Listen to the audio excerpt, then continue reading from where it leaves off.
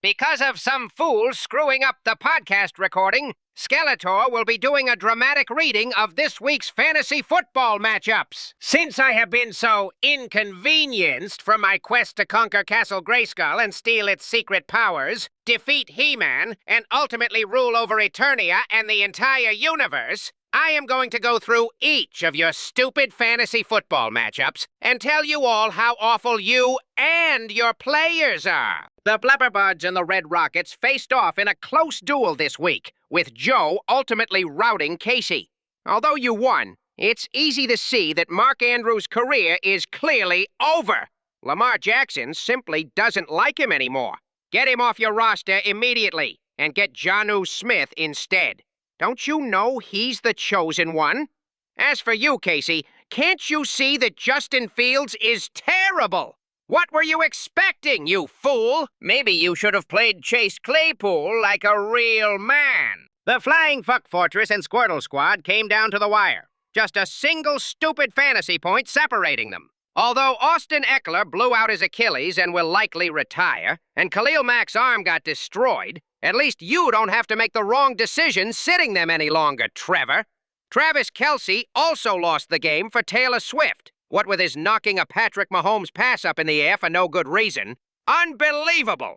As for you, John, Jalen Hurts doesn't even try to throw the ball, and Cortland Sutton pooped in Sean Payton's Cheerios. The Denver Broncos are fantasy football terrorists. And good luck ever starting Caleb Johnson after screwing up that special teams play and losing the game for the Steelers. Idiot. Unfortunately, I have to mention the matchup between the reigning team of losers known as High Steel Mecha Kaiju. He played the preposterous perpetrators, who are really bad. Steve thinks he's so cool, but Brian Thomas Jr. has bricks for hands, and Brock Bowers is overrated. I can't believe you think the Packers are going to win the Super Bowl this year, when clearly this is the year the Browns finally put it together and win the big one. Steve sucks. As for you, Matt, don't you feel dumb trading Jonathan Taylor to Steve, only to have him beat you down at your darkest hour? Why would you let Steve do this? Unbelievable. Now go cry into your Garrett Wilson body pillow and plan for next week. The Washington sports team easily beat the shitty Surrender Cobras in what was supposed to be a cool game, but it wasn't. Scott, did you really think J.J. McCarthy is any good?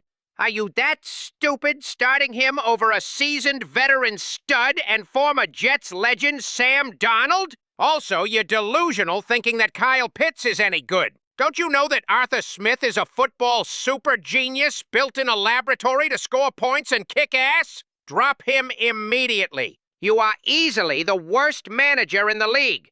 As for you, Jordan, if you think Christian McCaffrey is taking you to the promised land, I have a bridge in Eternia to sell you. Also, the mere thought of you playing Geno Smith, of all people, in your active lineup after the season you had just last year makes me seriously question if you have brain damage. The Brandywine Bandits luckily edged out a team not owned or operated by Jim by 1 point. I don't know about you, but maybe it's time Jim actually makes some lineup decisions for you, Kelsey, because this is just pitiful. Your defensive players are the sorriest bunch of losers I've ever seen. And trust me, I deal with He-Man all the time, and he's the biggest loser of them all. Also, Marvin Harrison Jr. can't play football. This guy belongs on the waiver wire. As for you, Danny, although I have at least a modicum of respect for you, considering we are both die-hard Cleveland Browns superfans, I can't help but notice that your quarterback, Josh Allen, is a complete NIMBY. You don't realize you have a perfectly good Daniel Jones just sitting there on your bench. You are a disgrace, and I am going to pee on your stupid Julian Love jersey. Next. Great. I've got to blather on about another delusional Packers fan who can't see the truth about the Browns. Wiping LaFleur with you was edged out by Dharma Initiative by only 3 points.